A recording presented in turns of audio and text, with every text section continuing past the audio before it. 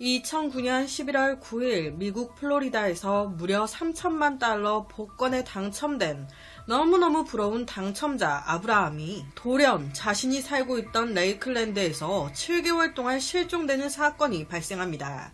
이상한 건 그가 사라진 지 7개월 정도 됐는데 이 7개월 동안 그의 친구들이나 가족들 그와 문자를 나누고 있었다는 거예요. 아브라함, 이 남자를 못 본 지는 7개월이 됐는데 문자 연락은 계속하고 있었다. 그래서 이 가족이나 친구들이 이상함을 못 느껴 실종 신고조차 되지 않았던 거예요. 자, 여기서 3천만 달러 제가 네이버 환율로 쳐보니까 무려 411억이 나오더라고요. 와, 411억 당첨자가 사라졌다. 신고를 받은 경찰은 바로 그의 친구, 가족들 다 불러 신문 조사 시작합니다. 이들 말로는 7개월 전 아브라함에게 문자를 다들 받았는데 그 내용이 아유, 나 복권에 당첨된 후로 매일같이 나한테 돈 빌려달라고 찾아오고 연락 오고 하는 사람들이 너무 많아. 나 너무 힘들어서 안 되겠어. 나 이 사람들 피해 바람 좀 쐬고 올까 해. 여행 다녀올게. 걱정하지 마. 그러니까 이 가족들, 친구들 모두 7개월 동안 여행 갔나 보다 생각하고 실종 신고 전혀 안 하고 있었던 거예요. 그러다가 어떻게 신고가 들어갔냐? 할로윈데이가 다가왔습니다. 매년 할로윈데이를 가장 기다리고 좋아했던 사람이 아브라함이었는데 웬일인지 나타나지도 않고 연락도 안 되고 문자해도 전혀 답도 없으니 이런 애가 아닌데 이때부터 뭔가 이상함을 느껴 어머니가 경찰에 신고를 했던 거예요. 처음에 경찰은요, 이들 말을 듣고 아브라함이 진짜 사람들을 피해 여행 간 거일 수도 있겠다 생각했습니다. 여행 갔다가 뭔가 사고가 났다거나 뭐 그런 게 아닐까. 경찰은 우선 아브라함의 은행 계좌를 조사합니다. 봤더니 어라, 아브라함이 실종되기 몇 달 전부터 여러 차례 그의 계좌에서 돈이 인출됐네. 복권 당첨금이 하나로 무려 400억이 넘어요. 이거 돈 그대로 있을까? 확인해 봤더니 아브라함 복권에 당첨된 지 불과 3년 만에 400억을 거의 다 썼네? 이거 어디다가 썼을까? 보니까 다 주변 사람들 빌려준 거예요. 빌려주는 돈으로 다 나갔어. 와, 그의 계좌에 남겨진 돈은 고작 4만 5천 달러뿐. 하나로 한 6천만 원 정도 나오더라고요. 400억이 6천만 원이 됐어. 경찰은 누군가 아브라함의 당첨금을 노리고 청부를 썼다거나 죽인 거 아닌가? 라고도 생각을 했어요. 하지만 실종되기 몇 달 전 이 돈은 이미 거의 다 써진 상태였습니다. 남겨진 돈은 6천만 원.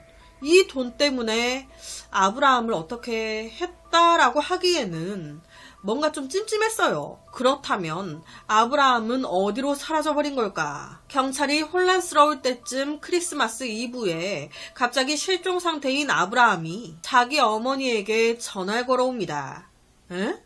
실종 신고가 들어가 있는 남잔데 전화가. 통화에서 그는 엄마, 곧 엄마 만나러 갈게요. 기다려주세요. 이 말에 놀란 엄마, 언제 올 거냐, 너 어디에 있냐, 왜 이렇게 연락이 안 된 거냐 막 물었죠. 그랬더니 이런 질문에는 아무런 대답도 하지 않고 그냥 전화 끊어버립니다. 이 소식을 들은 경찰은요, 바로 발신지 추적에 들어가요. 확인해 봤더니 크리스마스 이브에 아브라함 어머니에게 전화를 걸어온 사람은 아들 아브라함이 아니었습니다. 그럼 누구야? 아브라함의 친구 크레이크였어요. 아니, 크레이크가 왜 내 아들인 척 나한테 전화해? 뭔가 썩은 똥내가 나죠. 바로 경찰 크레이그를 용의선상에 올려놓고 감시하기 시작합니다. 그러다 이상한 상황을 포착하는데 어느 날 크레이그가 차를 몰고 집을 나섭니다. 뒤따라 갔어요. 그가 도착한 곳은 한 슈퍼마켓 주차장. 시간이 얼마나 지났을까 갑자기 또 다른 차 한 대가 주차장으로 들어옵니다. 그 차의 주인은 금빛 머리의 중년 백인 여자. 여기서부터 뭔가 이상한 상황이 벌어지는데 이 백인 여자가 자기 차에서 내리더니 크레이그 차로 와요. 그러더니 뜬금포로 크레이그한테 현금 다발을 주네. 그리곤 다시 자기 차를 타고 떠납니다. 이게 지금 무슨 시츄에이션이야? 여자가 주차장에서 나간 후 바로 경찰 크레이그 차를 기습했습니다. 야, 차 세워, 내려. 바로 크레이그 체포신문에 들어가는데 그는 바로 인정해요. 아, 제가 크리스마스 이브날 아브라함인 척 그의 어머니에게 전화했다. 왜? 형사님들이 방금 보셨던 여자, 그 금발 여자가 나한테 그렇게 전화하라고 시켰으니까. 응? 그럼 그 여자는 누군데? 금발의 중년 여자 이름은 디디 무어. 크레이그 말로는 이 여자가 그렇게 전화하면 돈 준다고 해서 자기는 그냥 시키는 대로 했을 뿐이다 라는 거예요. 그녀의 목적이 뭔진 자기도 모른다. 와, 이건 딱 봐도 이 디디 무어, 이 여자가 의심스럽죠. 경찰은요, 이 여시 같은 디디 무어를 잡기 위해 크레이그에게 협조를 요청합니다. 너 우리의 스파이가 되라. 계속 디디 무어 편인 척 그녀 곁에 있으면서 유용한 정보를 빼내와줘라. 이런 경찰의 계획은 실제로 효과가 있었습니다. 크레이그가 디디 무어한테 왜 아브라함인 척 전화하라고 한 거예요?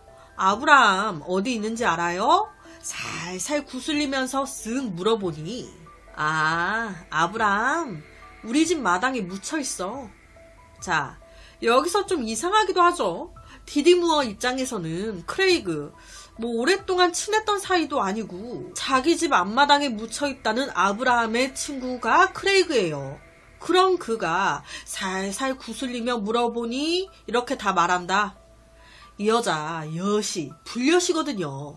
그녀가 크레이그한테 이렇게 말을 한 목적이 있었습니다. 아브라함 우리 집 마당에 묻혀있어. 네가 한 번 더 날 좀 도와주면 좋겠는데. 아브라함 시신 태우는 것 좀 도와줘. 돈은 원하는 대로 줄게.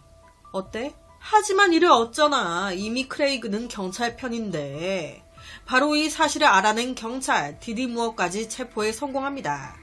당연히 처음에 디디 무어는 억울하다 주장해요. 하지만 지가 지 주둥이로 크레이그한테 다 말했거든요. 아브라함이 우리 집 마당 어느 위치에 묻혀 있다고. 정확한 시신 유기 위치까지. 경찰 바로 가서 거기 파보니 시신이 나오는데 빼박이죠. 자, 그렇다면 디디 무어라는 이 여자와 아브라함 둘은 무슨 관계이며 어떤 갈등이 있었던 걸까요? 진짜 디디 무어가 죽인 걸까요? 이 사건의 모든 것은 아브라함에게 갑작스럽게 생긴 큰 돈, 복권 당첨금으로부터 시작됩니다. 1966년 4월 24일 태어난 아브라함은 가난했습니다. 부모님이 어릴 적 이혼하고 그는 초등학교 6학년이 됐을 때 학교를 자퇴해요. 그 후 약 20년 동안 그는 진짜 닥치는 모든 일을 다 하고 살았습니다.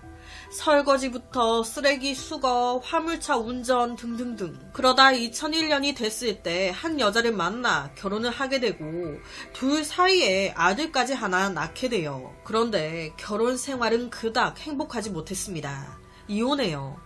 그 후에 어렸던 아들은 아내, 엄마와 함께 살게 되는데 우리나라도 그렇죠. 아이의 양육권이 상대편에게 넘어가면 아이를 키우지 않는 쪽에서 양육비를 주게 되잖아요. 여기도 그런가 봐요.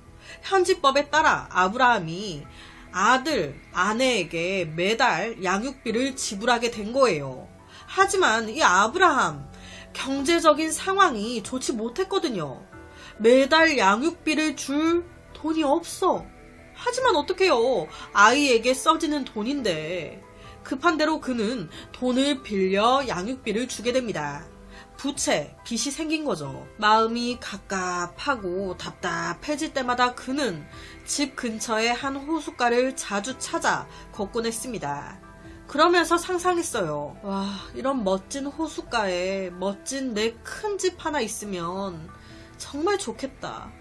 하지만 현실은 참혹했습니다. 여전히 나는 밑바닥 인생이었고 더 슬픈 건 내 아들마저 내 인생을 반복 뒤따라올 것 같은 느낌? 그렇게 2006년 11월 15일 아브라함은 직장 동료인 마이클과 함께 냉동식품을 가득 실은 화물차를 끌고 마이애미로 갑니다. 그렇게 출발하고 얼마 지나지 않아 휴게소에 들리게 되는데 이때 마이클이 담배와 음료수를 산다고 내리니까 아브라함이 부탁을 한 거예요. 마이클, 자, 여기 $5.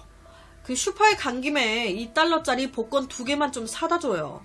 그렇게 마이클이 복권을 사왔고 건네받은 후 둘은 다시 마이애미로 출발합니다. 웃긴 건요, 마이애미에 도착하고 뭐 이것저것 일한다고 아브라함이 이때 샀던 복권을 완전히 잊어먹고 있었던 거예요. 그러다 비가 엄청 오는 날 문득 생각이 난 겁니다. 아, 복권! 그래서 바로 자신이 구입했던 복권 2장을 당첨 번호와 확인해 보는데 와, 1등 됐어. 3천만 달러의 잭팟이 터진 겁니다. 얼마? 410억. 이 3천만 달러에서 수수료와 세금으로 약 한 1,300만 달러를 냈대요. 1,300만 달러 환율 쳐보니까 177억이 나오더라고요. 와, 410억에서 177억을 세금으로. 여튼 그래서 그가 실제로 수령한 금액은 1,700만 달러, 환율 쳐보니까 한 230억 정도 나오더라고요. 자, 혹시나 이걸로 또 막 뭐라 하실까봐 말씀드릴게요. 이 환율 금액들은 다 그냥 제가 네이버에 쳐본 거예요. 작은 10단위 금액들은 다 자르고 그냥 대략 금액을 말씀드리는 겁니다. 232억 6,324원 뭐 이렇게 나오는데 그냥 딱 잘라 230억 정도 요렇게. 가끔 이 환율로도 막 이렇게 뭐라고 얘기하시는 분들이 계셔가지고 뭐 말씀드립니다. 여튼 이 복권 당첨으로 인해 한순간에 아브라함 억만장자가 된 거예요. 그에게 새로운 삶이 펼쳐집니다. 복권 당첨되고 나면 2가지 분류로 나뉜다고 하죠. 친구, 친척, 가족 다 버리는 사람, 아니면 주위 감사한 분들에게 이 기회를 통해 베푸는 사람. 아브라함은 후자였습니다. 그는 감사할 줄 아는 남자였어요. 벼락 부자가 된 후에도 모든 것을 잊지 않았습니다. 갑자기 얻게 된 이 부를 사랑하는 사람들과 함께 나눴어요. 제일 먼저 아브라함은 이전에 빚진 부채를 다 갚습니다. 그런 다음 그는 100만 달러를 사용, 아들을 위한 신탁기금을 하나 만들어요. 아들이 30살이 될 때까지 매달 어느 정도의 돈이 고정적으로 아들에게 지급되게끔. 그 후에 아브라함은 어머니와 울붓 아버지에게 100만 달러를 줍니다. 100만 달러, 약 한 13억 정도 나오더라고요. 그리고 자신의 세 누나, 자매들에게 이제 각각 25만 달러씩 또 줍니다. 하나로 한 3억씩 정도 이제 준 거예요. 물론 자기에게도 돈을 썼습니다. 새 차를 사고요. 새 옷도 샀어요. 그 다음 할인된 가격으로 롤렉스 시계를 딱, 롤렉스 플렉스. 그리고 그토록 원했던 꿈. 부유한 동네에 수영장에 침실만 4개, 욕실 4개, 드레스룸에 벽난로가 있는 큰 집을 100만 달러에, 그러니까 하나로 13억에 하나 사요. 제가 복권 당첨자 이야기를 꽤 몇 번 다뤘는데 모두 공통점이요. 내가 복권에 당첨된 걸 딱 숨기고 아무한테 얘기 안 해도 어디서 귀신같이 알고 전화가 오고 우편이 온다는 거예요. 사기꾼들도 귀신같이 달라들고 내가 입 다물고 있어도 돈 빌려달라고도 연락 엄청 오고 이때 역시 그랬습니다. 아브라함한테 그렇게 돈 빌려달라고 들떼처럼 몰려와. 여담인데 미국으로 이민 가서 살던 우리나라 여자가 미국에서 800억 복권 당첨이 됐어요. 그 후에 귀신같이 돈 빌려달라고. 미국에 살던 여잔데 한국에 있는 우리나라 어떤 사람이 귀신같이 집 주소까지 알아내가지고 우편으로 집에 불났다고 도와달라고. 그래서 이분이 한번 도와줬대요. 집에 불났다고 하니 이제 예를 들어 2천만 원 이제 쓰라고 보내줬더니 이것밖에 안 주냐면서 욕이 날라왔다고 합니다. 와, 제가 그거 듣고 진짜 충격을 먹어가지고 아직도 기억을 해요. 실제 있었던 사건이에요. 여튼 이때도 마찬가지예요. 투자해라, 도와달라. 그래서 마음이 착했던 아브라함. 막 도와주고 투자해주고 다 했어요. 그런데 이렇게 돈 있다는 거 알고 달라드는 놈들. 이 놈들의 공통점이 도와주면 고맙다고 해야 되는데 고마운지를 몰라.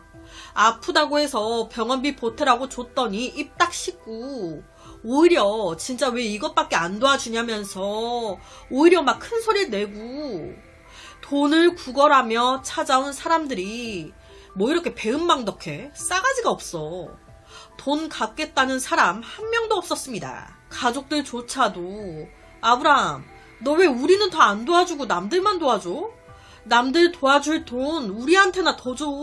와, 상황이 이렇게 돼버리니까 어느 순간 아브라함 이 복권 당첨된 게 후회되기 시작하는 거예요. 큰 돈이 생겨 행복한 게 아닌 오히려 날 더 비참하게 만들고 사람들 더 못 믿게 만들고 가족들이 더 날 원망하게 만들고 내가 은행도 아니고 무슨 사람들이 날 볼 때마다 돈 빌려달라고 난리야. 나한테 돈 맡겨놨어? 실제로 아브라함이 자기 동생을 만났는데 진짜 약 한 30분 동안 진짜 돈 빌려달라는 전화만 아브라함이 8통 이상을 받더래요.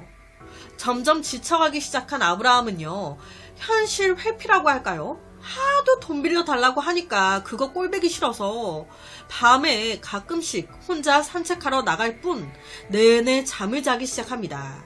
하지만 이 폭풍은 아직 끝나지 않았어요. 로또 당첨되고 5개월이 지났을 때 아브라함이 앞서 복권 사는 걸 도와줬었던 마이클을 만난 거예요. 여기서 정확히 짚고 넘어가야 할 건 맨 처음 복권 살 때 돈 다 아브라함이 줬어요. 마이클 담배 사러 가는 김에 이 돈 줄 테니까 복권 2개만 사다 줘. 그래서 사다 준 게 다 아닙니까? 그런데 이때 마이클이 야, 너 그때 내가 대신 복권 사다 줬잖아. 내가 사다 준 복권이 당첨된 거 아니야. 나 아니었으면 너 복권 당첨 안 됐을걸? 그러니까 나한테 보너스로 100만 달러 줘. 13억을 달라고. 아니 왜 그 슈퍼마켓 직원도 돈 달라고 하지?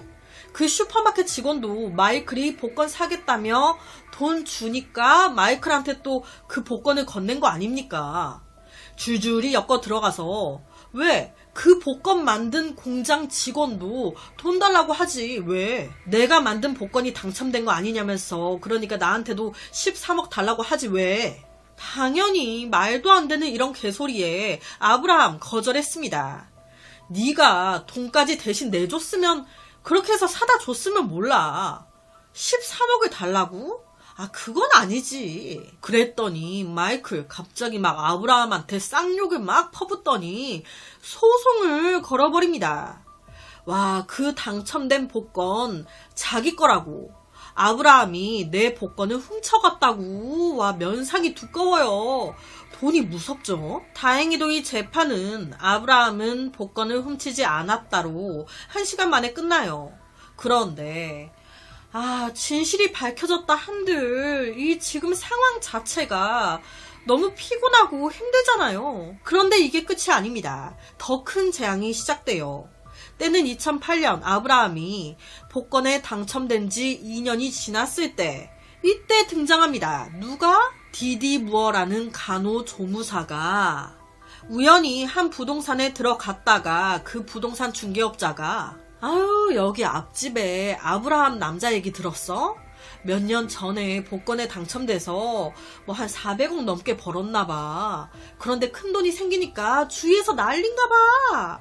원체 가난하게 살던 남자라 그 돈을 어찌 써야 될지도 모르겠다고 뭐 이래저래 머리 아프다고 막 하소연을 하대. 이 얘기를 듣게 된 디디무어. 아브라함? 여기 앞집에 사는 남자? 관심을 막 가지기 시작한 거예요. 그래서 작업을 쳐가지고 이 여자 아브라함과 한번 만나게 돼요. 이때 아브라함 돈 거의 다 쓰고 한 41억 정도밖에 안 남은 상태였습니다. 그녀는요 아브라함과 대화를 하면서 깨달았어요. 아, 이 남자 되게 착하네. 이런 성격 때문에 돈을 다 쓴 거구나. 그래서 디디무어는 아브라함에게 약속합니다. 제가 한 잡지사에 복권 당첨 후에 당신에게 일어난 이런 일들을 글로 좀 실으면 어떠냐 제안을 할까 싶은데 괜찮으세요? 이 말에 의외로 아브라함은 그녀한테 고마웠어요. 디디무어는요. 죄송한 말씀이지만 돈을 좀 굉장히 현명하게 쓰지 못하셨네요. 마음이 착해서 그래요. 막 살살 아브라함을 구슬립니다. 제가 당신 곁에서 다신 그런 일 겪지 않게끔, 다른 사람에게 이용당하지 않게끔 도와줄게요. 그러면서 그녀는요, 아브라함한테 돈 빌려가 놓고 안 갚는 사람들 있죠? 다 찾아갑니다. 빌린 돈 갚으라고. 자기가 막 나서가지고 아브라함 대변인 마냥, 매니저 마냥. 그러면서 디디무어는 지금부터라도 돈 관리 잘해야 돼요. 지금 몇백억을 날렸잖아요. 날 믿어요. 아브라함 입장에서는 자기한테 돈 빌리고 안 갚는 사람들 다 찾아가서 디디무어가 돈 받아와 주지, 뭐라고 해주지, 자기 쪽에 서서 막 걱정해주지. 그러니까 이게 진심으로 막 느껴졌던 거예요. 그러면서 두 사람은 곧 협력해 유한 회사를 하나 차립니다. 마음을 열어 그녀를 완전히 믿기 시작한 거예요. 그런데 너무 믿었어. 아브라함, 나 믿죠? 내가 당신 재산 관리해주면서 더 배로 불려줄 테니까 나한테 전 재산 맡겨요. 맡깁니다. 아, 왜 맡기냐고. 돈 앞에 아무도 믿으면 안 된다고. 이렇게 큰 사기에 휘말린 아브라함. 그가 몰랐던 건 이 디디무어. 어릴 때 너무 가난하게 자라서 어릴 때부터 부자를 부러워했다는 거예요. 자기 집 가난한 걸 항상 부끄럽게 여기던 여자. 커가면 커갈수록 돈에 광적인 집착을 보입니다. 이게 그녀를 범죄의 길로 이끌었죠. 디디무어는 한때 돈을 훔쳐가지고 체포된 적도 있었습니다. 이뿐이게요. 보험 사기에 자동차 강탈 사건까지. 이 여자는요, 아브라함을 만나기 직전까지도 서비스 받을 건 다 받아 처먹고 토낀 거예요. 이걸로 2번이나 고소를 당한 상태였습니다. 아브라함은 그녀의 이런 거 전혀 몰랐죠. 그래서 그는 그녀를 알게 된 지 단 90일 만에 모든 재정적인 권리를 다 넘겨버립니다. 아브라함은요, 디디무어가 자기 대신 자신에게 돈을 빌렸던 사람들을 찾아가서 막 돈 받을 수 있게 독촉해주고 돈 받아주고 그래서 너무 고마웠어요. 하지만 사실 아브라함한테 돈 빌린 사람 찾아가요. 그리고 돈 달라고 독촉해요. 그래서 이 빌린 사람이 돈 갚겠다고 계좌를 달라고 하면 이 여자 자기 계좌를 주는 거예요. 그 돈들 다 자기 주머니로 들어갔습니다. 또한 디디무어는 일찍이 이 남자와 대화를 하면서 캐치했어요. 아, 아브라함 이 남자 글자를 잘 모르네. 그리고 법에 완전 무지하구나. 이걸 이용한 거예요. 조금씩 아브라함의 돈을 먹어치웁니다. 그리고 재산, 자동차, 기타 귀중품을 자기 이름으로 다 이전해버려요. 이런 대대적인 작업 끝에 1년 정도 지났을 때 이 두 사람이 함께 차렸던 회사 있죠. 그 회사까지 자기 앞으로 다 양도합니다. 자기 앞으로 다 옮겨요. 그제서야 아브라함 알게 된 거예요. 사기 당했다는 걸. 2009년 4월 모든 걸 알게 된 아브라함. 그녀를 만나기 위해 디디무어 집으로 갑니다. 당연히 만나자마자 싸우게 되죠. 아브라함은요, 내가 너 가만히 둘 것 같아? 나 법적으로 돈 주실 분 다 구해놨어. 너랑은 진짜 다 끝이야. 너 두고 봐.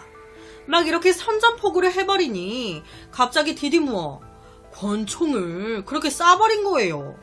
그 후에 자기 집 마당에 묻은 겁니다. 그 후에 그녀는 아브라함의 핸드폰을 이용 가족, 친구들에게 문자를 보냅니다. 아, 나 이래저래 힘들어서 여행 좀 다녀올게. 걱정하지 마. 하지만 결론은 이렇게 다 드러나게 돼 있죠. 2012년 12월 10일 그녀의 재판이 시작됩니다. 결과는 가석방 가능성 없는 종신형 땅땅땅. 제가 복권 당첨자들 사건을 몇 번 다루면서 기억에 남는 게 미국에서 이제 복권 당첨된 우리나라 분인데 당첨 후에 집에서 잠을 못 잤다는 거예요. 왜? 돈 훔치려고 도둑이 그렇게 들어왔다고. 그래서 당첨되고 나서 호텔을 막 전전하고 다녔다는 거예요. 겁이 나가지고. 복권 당첨자 분들이 하는 소리가 복권 당첨되기 전이 행복했다고. 지금은 어딜 가든 불안하고 무섭고 사람을 아예 못 믿겠다고. 너무 없어도 문제, 너무 있어도 문제, 적당한 게, 평범한 게 제일 좋은 것 같기도 하고, 많더라도 너무 많이는 아니고 한 중상 정도의 돈이라도 있었으면 싶기도 하고 그러네요. 참 씁쓸하죠. 자신의 가장 믿었던 친구가 돈에 굴복해 자기인 척 가족들에게 거짓 전화를 하고, 자기와 함께 일했던 동료가 돈 때문에 자기 거라며 거짓말까지 하면서 소송을 걸어버리고, 가족들조차도 너 왜 남만 도와주고 우리는 안 도와주냐며, 왜 이 정도밖에 안 주냐며 원망하고, 사람들 다 날 보면 돈 빌려달라는 말밖에 안 하고, 그나마 좀 믿을 만한 여자를 만난 것 같다 했더니 그 여자조차도 결론은 모든 게 거짓이었던. 그래서 오늘은 실제 미국의 복권 당첨자에게 일어난 충격적인 한 살인사건을 가지고 왔습니다.